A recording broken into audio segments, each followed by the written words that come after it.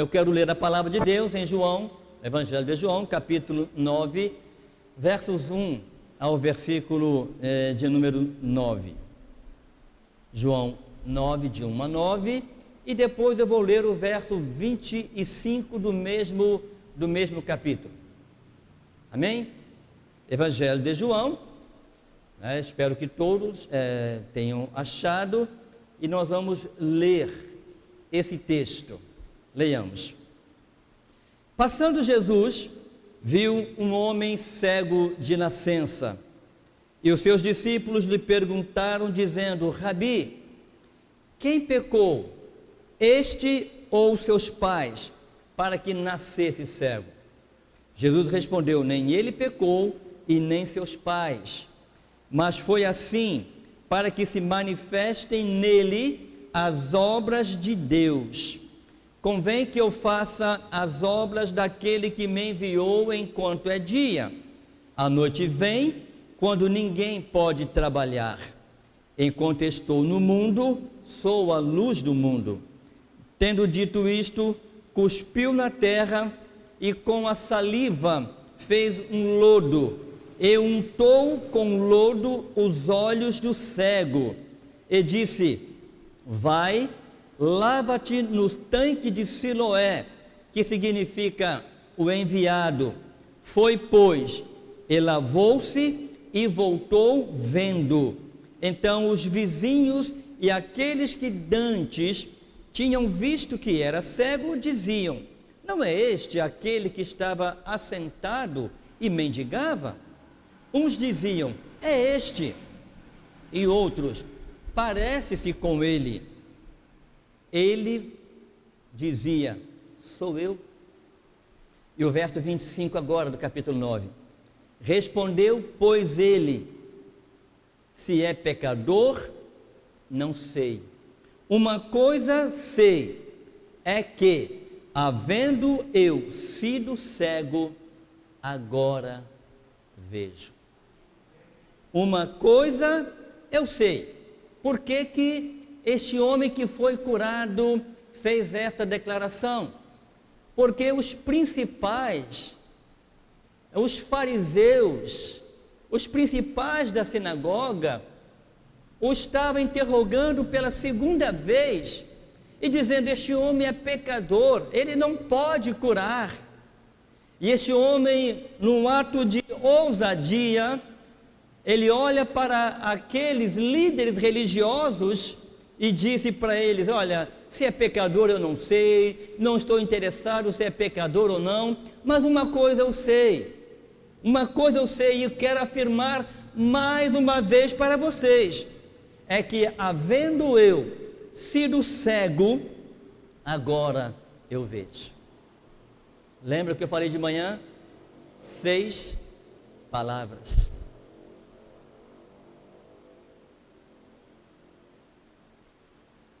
Queridos, essa semana eu estava lendo um artigo, e esse artigo falava sobre um homem chamado Dan Smith. Este homem tinha espalhado um folheto com a sua foto, dizendo que ele era um professor de violão. Aí, Vital, esse Dan Smith, o seu folheto dizendo que ele era um professor de violão, estava espalhado em quiosques, cafeterias e em pequenos negócios na cidade de Nova York. O resultado, irmãos, desta propaganda foi que o senhor Dan Smith estava com todo o seu tempo tomado com pessoas que queriam aprender a tocar violão. E os seus alunos, empolgados com o método empregado por Dan Smith, eles espalhavam o folheto do seu professor em todos os lugares aonde eles iam. Foi a maneira que os alunos acharam para reconhecerem e ao mesmo tempo divulgar o trabalho do seu professor. E também uma forma deles poderem expressar: o Sr. Smith me ensinou a tocar violão e pode ensinar a você também. Irmãos, a Bíblia, a palavra de Deus, está repleto de relatos de pessoas e sobre aquilo que Deus fez por elas. E o texto que nós acabamos de ler fala de uma dessas pessoas. O texto não diz o nome deste homem que havia sido curado. Ela não cita o nome, mas o texto que nós lemos relata que aquele homem era um cego de nascença. Ele não se tornou cego depois que veio à vida, mas ele nasceu cego. E Jesus Cristo milagrosamente o capacitou a ver. Ele cuspiu no chão, fez um lodo ou uma lama, colocou nos olhos daquele homem e mandou que ele se lavasse no tanque de Siloé. Ele foi, se lavou, e o resultado foi o quê? Que ele voltou vendo. O resultado foi que ele voltou vendo. Então, querido, deixa eu te dizer uma coisa: depois da narrativa da ressurreição de Lázaro, descrita no Evangelho de João, capítulo 11, este milagre, descrito agora no capítulo 9, no Novo Testamento, foi registrado com o maior número de palavras, de detalhes, porque há muitos detalhes a respeito deste homem e também do milagre da ressurreição de Lázaro. Então, queridos, eu quero nessa noite compartilhar com os irmãos algumas coisas que nós observamos neste texto. E nesse texto, queridos, nós podemos perceber alguns propósitos que o autor do Evangelho queria destacar. A primeira coisa que o escritor, o evangelista, quer destacar é o caráter messiânico de Jesus. E o verso primeiro diz que Jesus estava passando e ele então percebeu um homem que era cego de nascença. Esta cena, ela acontece em Jerusalém durante a festa dos tabernáculos. A festa dos tabernáculos era uma das 3 grandes comemorações do ano religioso dos judeus. E a festa dos tabernáculos era celebrada durante um período de 7 dias e ocorria sempre no final do ano, quando os trabalhadores do campo encerravam a sua colheita. E esta era uma celebração, uma das celebrações religiosas que requeria a presença de todos os homens de Jerusalém. Provavelmente este homem estava ali em Jerusalém em função desta festa, porque era requerido que todos os homens estivessem em Jerusalém. E era algo determinado também lá atrás no livro de Êxodo, e diz aqui o versículo 23 do capítulo 34: 3 vezes ao ano todos os homens aparecerão perante o Senhor Deus, o Deus de Israel. Então, queridos, era uma celebração e tinha um contexto de trazer à memória dos israelitas o tempo em que eles viveram no deserto, quando eles saíram do Egito e eles moraram em cabanas durante a sua peregrinação. Assim, queridos, se de um lado Israel deveria comemorar o livramento que Deus lhes outorgara, por outro lado, também nessa ocasião, comemorava-se a festa da colheita, agradecendo a Deus pelo suprimento. Levítico, capítulo 23, versículo 34. Moisés, escrevendo esse livro, ele disse: fala aos filhos de Israel, quer dizer, Deus falando para ele escrever e dizer aos filhos de Israel, dizendo: aos 15 dias deste mês, mês sétimo, será a festa dos tabernáculos ao Senhor, por 7 dias. Então, queridos, 7 dias, eles deveriam morar numa tenda feita ao lado de fora da sua casa.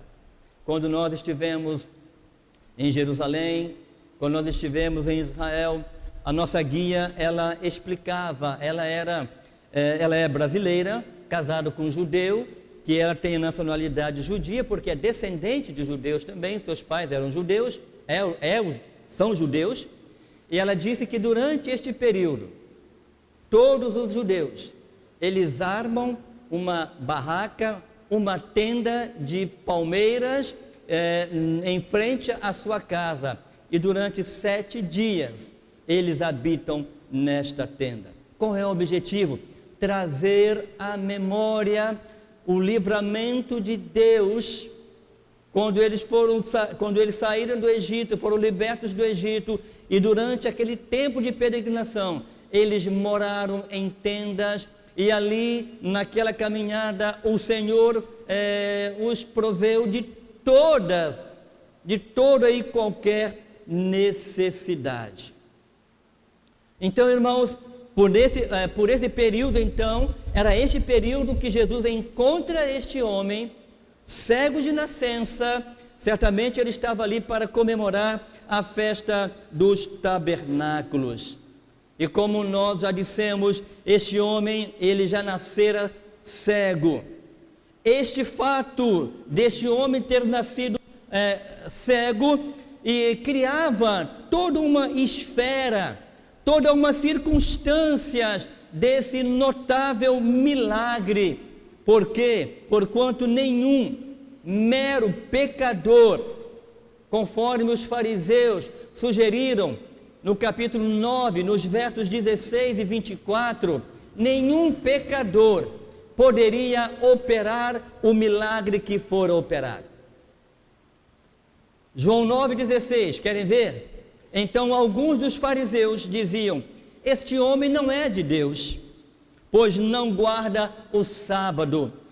Lembra que nós falamos hoje pela manhã, durante a celebração da ceia, daquele episódio em que Jesus Cristo também, convidado para um banquete, curou um homem hidrópico no sábado, e cheio de fariseus, mestres da lei, doutores da lei.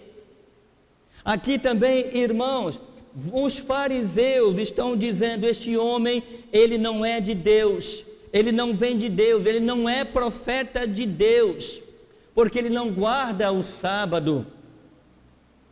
Diziam outros: como pode um homem pecador fazer tais sinais? E havia então dissensão, discutiam entre eles. E o verso 24, chamaram novamente, pela segunda vez, um homem que tinha sido cego, e disseram: dá glória a Deus, porque sabemos que este homem é pecador. Sabemos que este homem é pecador, ele não pode ter te curado.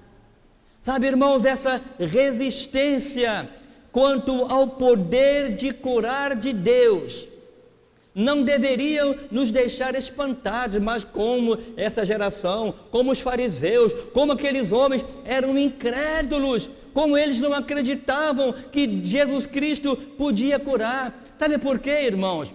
Que nós não devemos estar tão espantados assim, porque também nos dias de hoje, muitos de nós fazemos a mesma coisa. Muitos fazemos a mesma coisa ainda hoje. O que querem ver? Muitas pessoas pedem para orar sobre uma enfermidade. Ah, pastor, ora por mim, eu estou enfermo. Aí nós oramos, a igreja ora, a igreja faz jejum, a igreja dobra o joelho e Deus opera o milagre. E sabe o que acontece quando a pessoa é curada? Na maioria das vezes, de quem é o mérito? Do médico, do remédio. Ah, esse médico é o top. A medicação que ele passou, olha, agiu exatamente na minha dor, na minha necessidade, eu fui curada. E se esquece que acima dos médicos, que dos medicamentos, existe um Deus que cura ainda no dia de hoje. Aqueles fariseus tentavam desmerecer, desqualificar o milagre que Jesus havia operado. Irmãos, eu conheço muitas pessoas que foram curadas, a ponto de levarem os seus exames aos médicos que diagnosticaram a sua enfermidade, o seu câncer, seja o que for, levar o resultado para aquele médico e dizer: olha, doutor, e aquele médico dizer: como pode? Eu não acredito. E às vezes o próprio médico diz: isso só pode ser obra de Deus. Sabe, irmãos, nós não deveríamos nos espantar com os milagres que Deus ainda faz, através do poder, da fé em Jesus Cristo nos dias de hoje. No versículo 2 que nós lemos, irmãos, encontramos ali uma crença muito comum entre os judeus,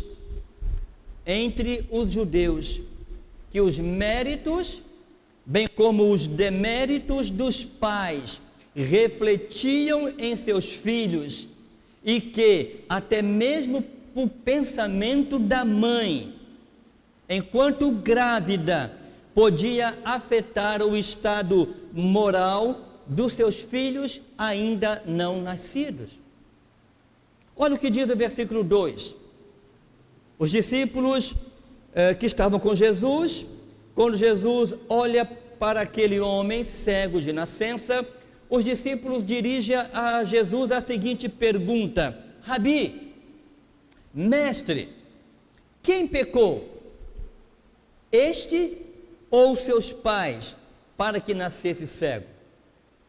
Olha, como que uma criança vai pecar no ventre da mãe? Isso quer dizer o quê? Isso quer dizer que já naquele tempo, cria-se na reencarnação, a doutrina da reencarnação. Jesus Cristo, no verso 3, ele diz: nem ele pecou, e nem seus pais, mas foi para que se manifestasse nele as obras de Deus. Ele nasceu cego para que a obra de Deus fosse manifesta na vida dele.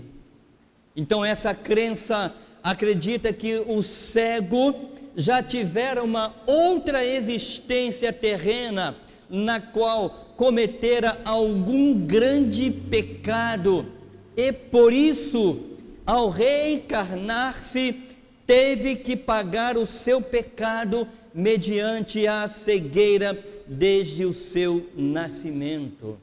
Sabe, irmãos, o alvo é alcançar finalmente o estágio da perfeição. Os seguidores de Buda falam isso, né? É o karma,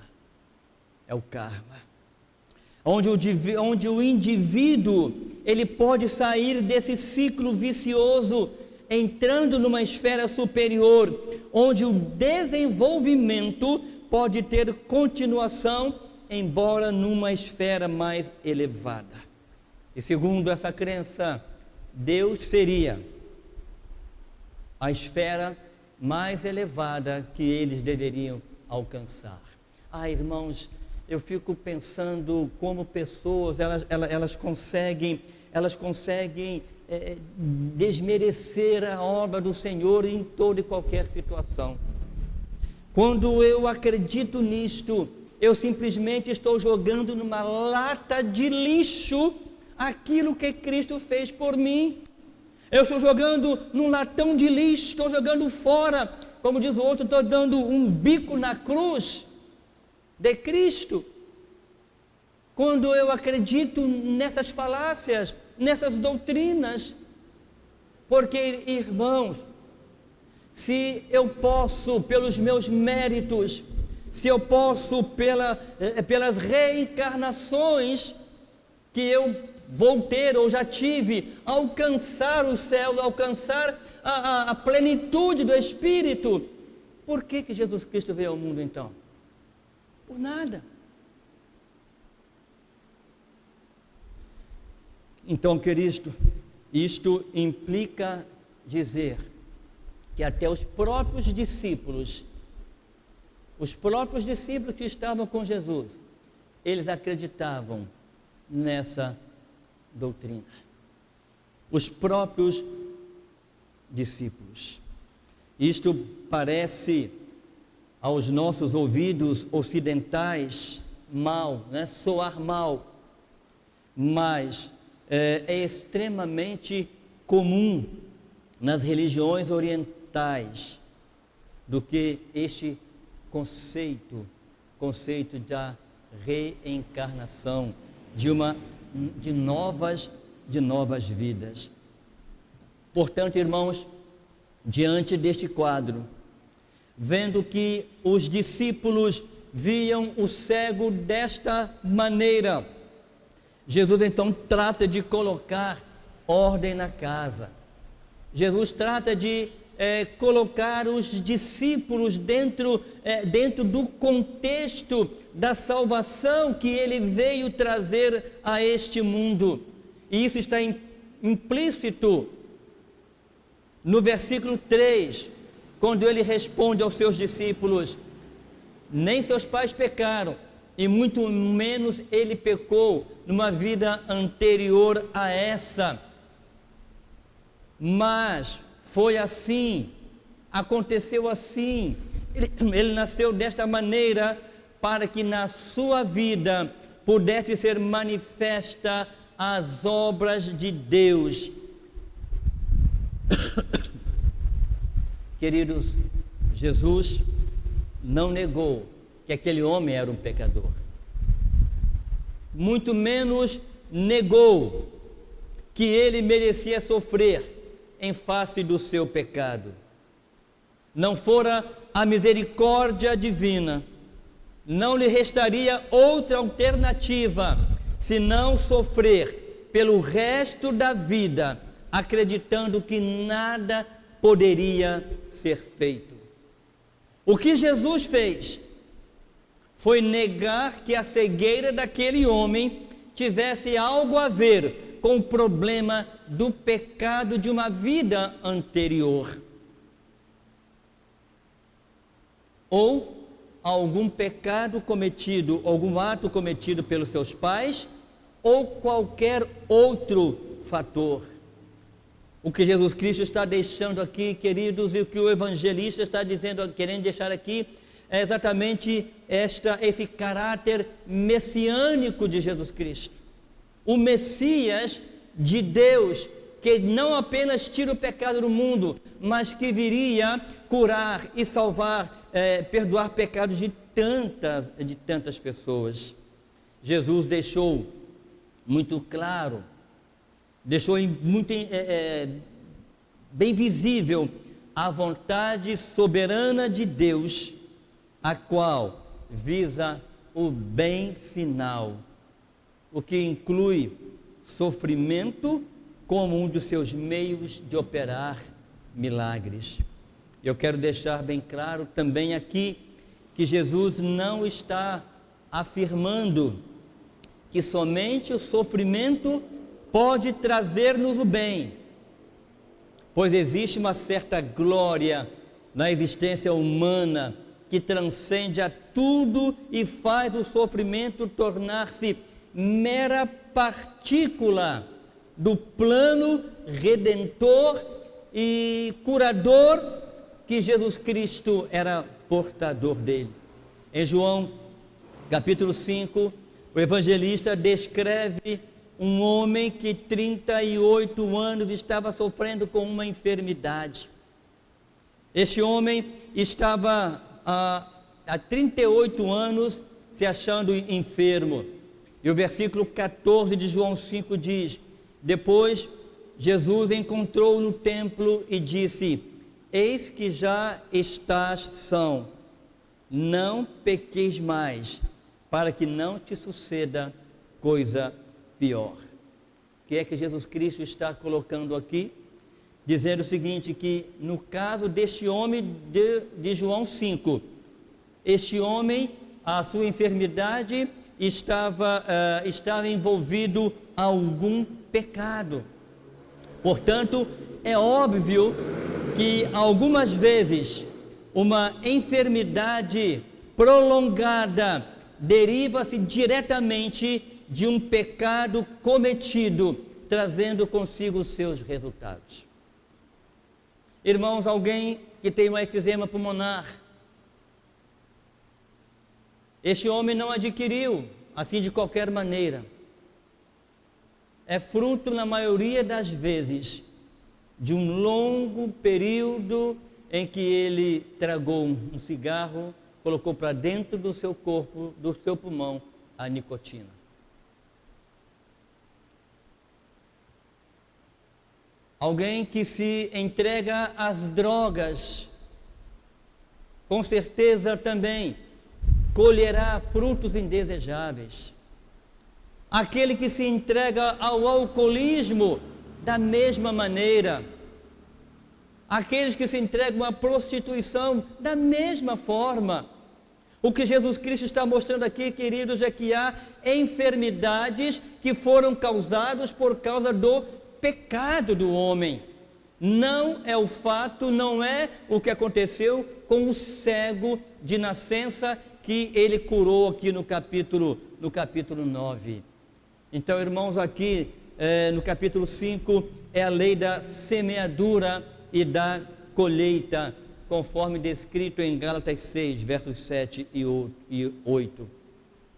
Não há, nas palavras de Jesus, nenhuma tentativa de negação que o homem era pecador, ou que os seus parentes não fossem pecadores, mas tão somente a afirmação aos seus discípulos era que a cegueira não estava ligada a qualquer ato pecaminoso e nem era de qualquer espécie. Pelo contrário, tratava-se de uma dolorosa condição, cuja finalidade era, através da sua remoção, impressionar a muitos e trazer a si os seguidores, para que também pudessem, não apenas segui-lo, mas também pudessem aprender com ele e quem sabe ser curado com eles.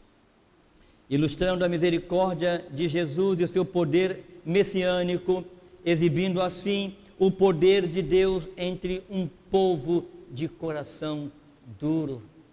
Jesus, irmãos, vivia cercado de pessoas. Muitos se aproximavam de Jesus Cristo apenas por interesse de uma cura. Aonde Jesus estava, a multidão se aproximava e ele curava muitas pessoas, porque ele veio curar os enfermos. Ele não veio para os sãos, mas ele veio para os doentes. Ele veio para os feridos, para os doentes, para aqueles que necessitam da sua cura. Queridos, quando Jesus fala que aquela enfermidade é para que a glória de Deus pudesse ser operada na vida daquele homem, ele queria mostrar aos seus discípulos queria mostrar ao cego e às pessoas que estavam acompanhando a Jesus Cristo que ele era a personificação do seu Pai, de Deus, que é vivo, e que a sua vida a vida de Deus está no Filho, ou seja, em Jesus Cristo, por intermédio de quem vem a luz e por intermédio de quem vem a visão, conforme está no versículo 5. Enquanto estou no mundo, eu sou a luz do mundo. Enquanto eu estou no mundo, eu sou a luz do mundo. Queridos, não devemos menosprezar o poder de um milagre, porque desprezando o milagre de Jesus Cristo, nós estamos desagradando o próprio Deus e o seu propósito central, ou seja, o poder messiânico de Jesus. Foi através de um milagre físico que aquele homem pôde obter não apenas a visão humana, mas ele pôde também ter os seus olhos espirituais abertos. Muitos de nós também vivíamos uma vida conforme este cego. Muitos estão cegos espiritualmente, irmãos. Para mim é uma cegueira pior. E depois de todo o milagre, da manifestação da glória, do poder de Deus, através da cura daquele cego, muitos não acreditaram. O versículo 6 demonstra isso quando, o versículo 7, depois que Jesus cospe no chão, faz o lodo, coloca no olho do cego, manda ele se lavar, ele volta vendo,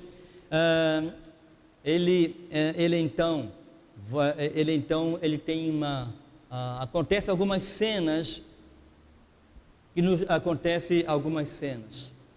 e quando ele vai se lavar no tanque de Siloé, isso me traz à memória a cura efetuada em Betsaida, situada em Mateus 8, de 22 a 26, onde Jesus aplicou somente saliva, não tendo preparado lodo nenhum com o pó da terra. E nos tempos antigos havia uma crença largamente difundida que a saliva e a pasta feita com o pó da terra tinha propriedades curativas. Não podemos precisar por qual razão Jesus usou este método desta crença. Talvez ele quisesse ajudar a fé das pessoas através de algum meio físico, porquanto tais meios têm geralmente o efeito de fomentar a fé de certas pessoas mais do que uma simples palavra falada ou um conceito mental qualquer. Querem ver isso na prática? Eu posso chegar para os irmãos e dizer o seguinte: olha, na próxima quinta-feira nós teremos uma reunião de oração aqui na igreja. E se você tiver algum ente querido com uma enfermidade, se você tiver algum ente querido que você precisa que ele pare de fumar, ele pare de beber, ele pare de fazer isso ou aquilo, traga uma muda de peça dessa pessoa. Traga uma muda de peça e nós vamos orar, impor as mãos sobre essa muda de peça e eles serão curados. Irmãos, na quinta-feira ia chover de peça aqui no púlpito.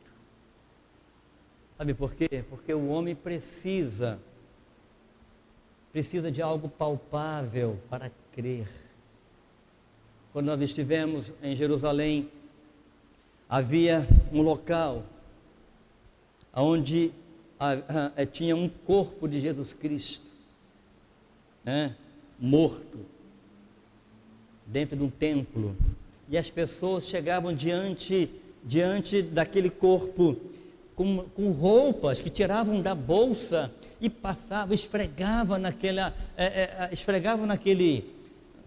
naquela escultura que estava ali. Outros passavam a mão, assim como eu quero ser curado. E eu simplesmente passar a mão nessa escultura de Jesus Cristo, eu vou ser curado. Irmãos, não sei, o texto não diz isso, mas provavelmente, quem sabe, Jesus Cristo fez isto, mandou que ele se lavasse no tanque de Siloé. Talvez ele colocou aquele lodo para que pudesse fazer com que aquele homem acreditasse que ele podia voltar a enxergar novamente. Porque muitas vezes, irmãos, nós fazemos como Tomé, eu tenho que ter evidências. Eu quero ter evidências. A lavagem no tanque recomendada também serviu, quem sabe, de um outro fator, para que aquele cego pudesse entender que ele queria curar daquela enfermidade.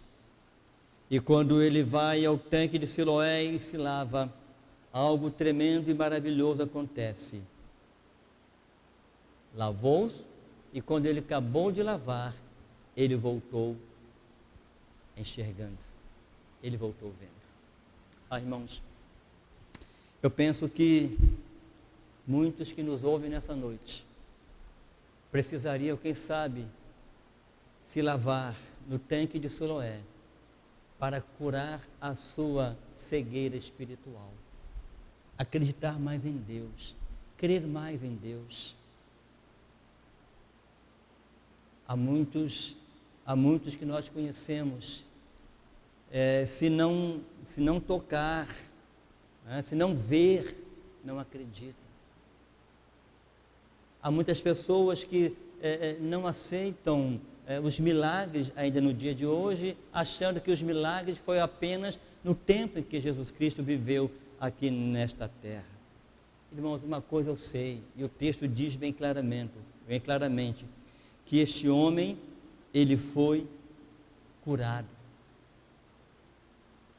Mas isto não foi suficiente para que as pessoas acreditassem que Jesus era o executor daquele milagre. Aí aparecem os incrédulos, os Tomés,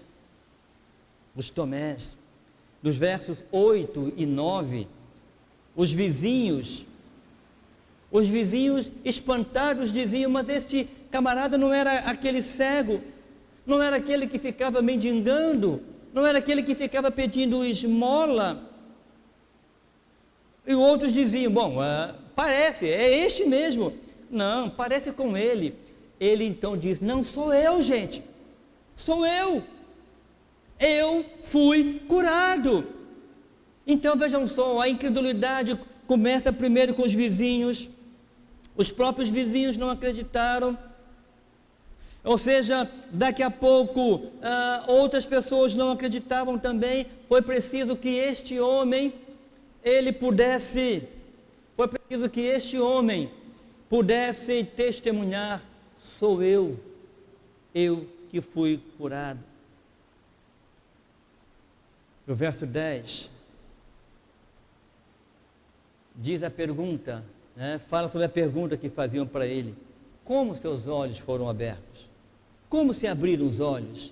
A curiosidade era tanta, irmãos, que eles, como nós, curiosos, desejavam saber como se deu aquele fato. E ele disse: um homem chamado Jesus fez lodo, untou-me os olhos e disse-me: vai ao tanque de Siloé e lava-te. Então eu fui e me lavei, simples assim. Fui e me lavei. E disseram-lhe, pois: onde está? Ele disse: não sei. Não sei. Fui curado. Vocês não estão vendo? Estou enxergando. Eu sei a cor da roupa que você está vestindo, eu sei a cor da sandália que você está calçando, eu sei a cor da sua máscara. Naquela época não tinha máscara, né? Irmãos, para o cego, o que importava é que agora ele via, e ele era grato a este homem. Não satisfeitos, levaram o homem aos fariseus. Agora vem os religiosos, saem os vizinhos, saem os amigos, saem os parentes, e agora entre os religiosos. E levaram então aos judeus, aos fariseus, que o que antes era cego, e era sábado, quando Jesus fez o louro e abriu os olhos, verso 13 em diante. E tornaram, pois, os fariseus a perguntar-lhe como vira. E ele lhes disse: pôs-me lodo nos olhos e lavei-me e vejo. Acho que eu já estava enjoado de falar a mesma coisa, repetir a mesma coisa. E os fariseus diziam: este homem não é de Deus, pois não guarda o sábado. Diziam outros: como pode um homem pecador fazer tais sinais? E o verso 17: tornaram perguntar ao cego: o que é que você diz daquele que te abriu os olhos? Ele diz: é um profeta. Ele é um profeta. Os judeus, porém, não creram que ele tivesse sido cego e que agora visse. Não satisfeitos, o que eles fizeram? Chamaram os pais daquele homem. Primeiro foram os vizinhos, agora os fariseus, e agora manda chamar os pais. E o verso 19: diante dos fariseus perguntaram: este é vosso filho, que vós dizeis ter nascido cego, como pois vê agora? E seus pais responderam e disseram: bom, sabemos que este é o nosso filho, sabemos também que ele nasceu cego, mas como agora vê, não sabemos. Ou quem lhe tem aberto os olhos, também não sabemos. Olha, vou dizer uma coisa para vocês. Isso os pais dizendo, tá? Os fariseus. Ele já é maior idade. Ele já tem idade. Você pode perguntar a ele mesmo, e ele vai falar por si mesmo. Não satisfeitos, chamaram a segunda vez. E tornaram a perguntar-lhe: o que ele te fez? Como ele te abriu os olhos? Aí eu acho que ele perdeu a paciência aí, viu, gente? Porque ele falou o seguinte: já não disse para vocês? Vocês já não me ouviram falar? Por que vocês querem ouvir de novo? E agora ele provoca os fariseus. Agora ele faz uma provocação: porventura vocês também querem se tornar seus discípulos? Aí eles se enfureceram, não aguentaram. O que eles fizeram? Eles expulsaram aquele homem da sua presença. Eles disseram: discípulo dele seja tu, nós porém somos discípulos de Moisés. E o homem respondeu e disse: nisso está a maravilha, que vós não sabem de onde ele vem, e contudo ele me abriu os olhos. Irmãos, já estou caminhando para encerrar a minha palavra nesta noite. Este homem, um cego de nascença, pôde experimentar a misericórdia e a graça de Deus e enxergar. Este homem que dantes não podia ver, agora ele enxerga as maravilhas que Deus criou. Este homem que era cego, agora ele causa na sua vizinhança, agora ele causa nos líderes religiosos um grande espanto, porque como pode um homem ser curado aparentemente por um pecador? E aqui está, queridos, aquilo que Jesus Cristo falou: aquele homem foi curado para a glória de Deus, para que a glória de Deus fosse manifesta na sua vida. E em terceiro lugar, quando este homem é curado, quando este homem enfrenta os principais da sinagoga, ele se torna um adorador, um servo de Jesus Cristo. Isso está em João 9, nos versos 35 a 39. Jesus ouviu que ele havia sido expulso da sinagoga, encontrando, fez a seguinte pergunta: crês tu no Filho de Deus? Até então ele havia operado apenas um milagre. Crês tu no Filho de Deus? Ele respondeu e disse: quem é ele, Senhor, para que nele creia? E Jesus disse: tu já o tem visto, e é aquele que fala contigo. Ele disse: creio, Senhor. E ele o adorou. E disse-lhe: eu vim a este mundo para juízo, a fim de que os que não veem, vejam, e os que veem, sejam cegos. Diante do testemunho daquele homem, Jesus propõe para ele uma vida eterna. Jesus propõe a ele não apenas uma nova visão, um novo conceito. Jesus propõe para ele segui-lo e crer naquele que o havia curado. Irmãos, aquele homem até então experimentara apenas a cura física, mas ele ainda não havia experimentado a cura espiritual. E Jesus então propõe a ele uma nova vida ao seu lado, e ele prontamente diz: eu creio que tu és o Filho de Deus. Eu creio. Irmãos, qual foi a pergunta que Jesus fez para aquele homem? Crês tu no Filho de Deus? E nesse diálogo ele respondeu: quem é para que nele creia? E novamente Jesus diz: você já o tem visto, e é este que fala com você. E o homem, diante dessa afirmação, se rende a Jesus Cristo e diz: eu creio, e o adorou. Queridos, diante do testemunho deste homem, se você tivesse a chance de fazer uma declaração com 6 palavras, quais seriam estas palavras? Aquele homem fez a seguinte declaração: havendo eu sido cego, agora vejo. Havendo eu sendo cego, agora vejo. Eu sei em quem tenho crido. Eu estou bem certo que é poderoso para guardar o meu tesouro até o dia final. Eu sei em quem tenho crido. 6 palavras.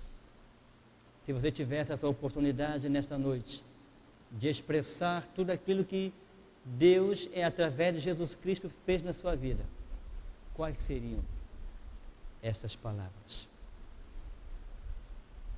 Você crê no milagre de Jesus? Você crê que Jesus cura ainda nos dias de hoje? Se você crê, eu quero desafiá-lo a colocar diante de Deus, os seus problemas, as suas dificuldades, a sua enfermidade. Coloque diante dele, para que ele possa operar o milagre na sua vida hoje. É hoje. Não é colocar um copo numa televisão, não é colocar um objeto, não é colocar uma roupa, é crer no que Jesus pode fazer. Existe algo impossível para ele? Não. Não existe nada impossível para ele. Então, se você tem algo que Jesus precisa fazer por você, se você tem algo que você quer colocar diante de Jesus nessa noite, faça isto. Quem sabe você está desempregado, quem sabe você está passando um problema muito sério, familiar, quem sabe você está com uma enfermidade, precisa de uma cura de Deus. Quem sabe você está enfrentando uma causa na justiça. Não sei o que você pode estar passando neste momento. Mas uma coisa eu sei, irmãos, que aquele que curou aquele cego é poderoso para poder curá-lo, ajudá-lo a resolver o problema, mostrar o caminho, abrir uma porta para que você possa ser vitorioso, ou seja na enfermidade, ou seja na família, ou seja no seu problema. Eu vou orar nesse instante, eu vou me ajoelhar aqui, você fique à vontade, eu vou me ajoelhar, e eu gostaria que você agora juntasse os seus pensamentos ao meu, e nós vamos colocar diante de Deus agora aquilo que nos está incomodando, uma enfermidade, um problema, seja o que for, vamos colocar diante de Deus. Querido Deus e Pai, eu creio que o Senhor opera milagres no dia de hoje. Senhor, aqui assentados estão os teus servos. Muitos estão precisando de uma cura. Quem sabe como aquela mulher do fluxo de sangue, já gastaram muito dinheiro com remédios, com médicos, e não foram curados. Ó Senhor, em nome de Jesus, nome de poder, Senhor, eu te peço, visita nesta noite aqueles que estão nesse templo e aqueles que estão do outro lado, Senhor, numa tela, assistindo, acompanhando conosco este culto. Ó Deus, opera milagre nesta noite. Senhor, muda, Senhor, o comportamento dos familiares que estão em crise. Eu quero te pedir, ó Deus, por aqueles também que estão sofrendo no hospital ou em casa com Covid, Senhor, com a Covid. Ó Pai, cura, Senhor, estes servos teus. Ó Pai, se alguém está precisando de um milagre, o Senhor tem este milagre. Eu não tenho, mas o Senhor tem. Assim como o Senhor, ó Pai, através de Jesus Cristo, deu visão ao cego. Assim como o Senhor curou também mancos, surdos, mudos. Ó Pai, opera um milagre nesta noite. Ó Deus, nós necessitamos do milagre. Eu creio, Senhor, que o Senhor opera milagres. Quem sabe uma dor de cabeça, quem sabe alguém que está vivendo um momento sombrio, na sombra da morte, da escuridão. Ó Deus, traz de novo a vida, Senhor, aquele que necessita da tua vida, mas traz também, Senhor, não apenas uma cura física, mas traz uma cura espiritual, Pai, para aqueles que necessitam. Ó Pai, temos muitas pessoas que estão com cegueira espiritual. Traga novamente, Senhor, a luz àquele homem, porque o Senhor é a luz do mundo. Somente no Senhor a salvação, a perdão e a cura. Ó Deus, homens acreditam nos homens, mas nós depositamos a nossa fé no seu poder de cura. Então, ó Deus, manifesta o seu poder nesta noite, dentro deste templo e também nos lares que nos assistem nesta noite. Assim nós oramos, ó Pai, entregando os teus servos nas tuas mãos, e que nesta noite também, como aquele homem, nós possamos entregar as nossas vidas, aquele que ainda não te serve, ao Senhor, andar contigo, caminhar com o Senhor,